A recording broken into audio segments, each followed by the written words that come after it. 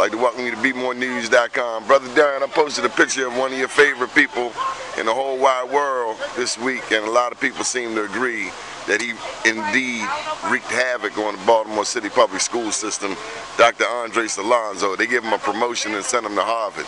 Meanwhile, Baltimore City gets over $15,000 per pupil, and that's the highest per pupil expenditure in the state that has the best schools in the country.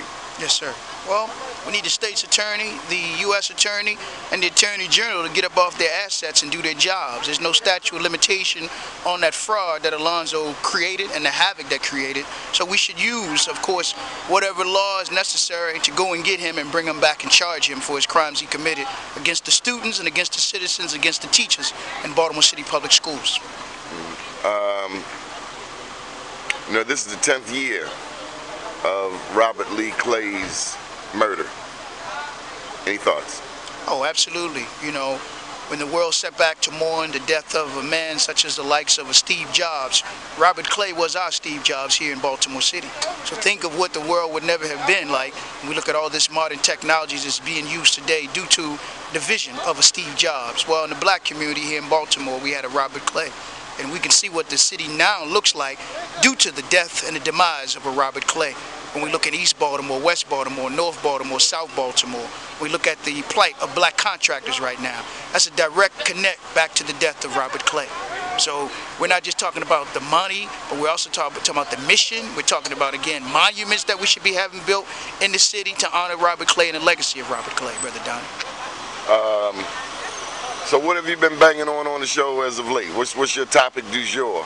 Well, topic du jour today was Brother Anthony Tony Browder, author of the book Egypt on the Potomac, as well as Nile Valley Civilization, talking about the importance of us being able to put our own image on the screen, because the old saying goes, a picture's worth 1,000 words and one symbol is worth 1,000 pictures. So we have to be willing to tell our story, particularly with this being the incoming of Black History Month, but we got to be willing to do that in 2015 or 2015 this year. So that's what we're banging on in terms of just, again, the lion telling their story and not allowing the hunter to tell the story of us as a people today. One last thing, a lot of times, you know, we look at, you know, it's our job, no doubt, to point out the elected officials and their wrongs, their responsibilities.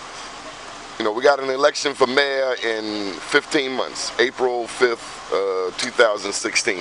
What onus is on the people in terms of school board meetings, community meetings, city council meetings, police district meetings? What onus is on us, the people? Well, it's a lot of onus that's on us as a people, because most of what you see that's happening in our communities and what's happening in the city is the direct result, I would say, of the people not understanding that their accountability is our responsibility, and their responsibility is our accountability.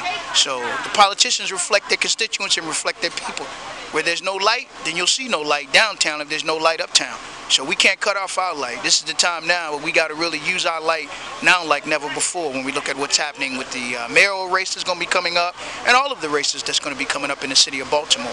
So we got to have an unconditional, unselfish love for ourselves and for our people and for our future generations that's coming up. We got to leave something in this city for them, but not just leave it where they're surviving.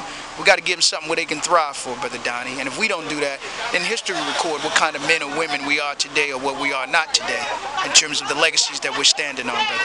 I almost forgot, we honored Bob Wade not long ago, but you one of the star players from down Dunbar, so we got to give you a shot as a Dunbar poet. Yes, sir. Well, anytime we can stop and honor a man such as the great Bob Flaky Wade, then we have to do so.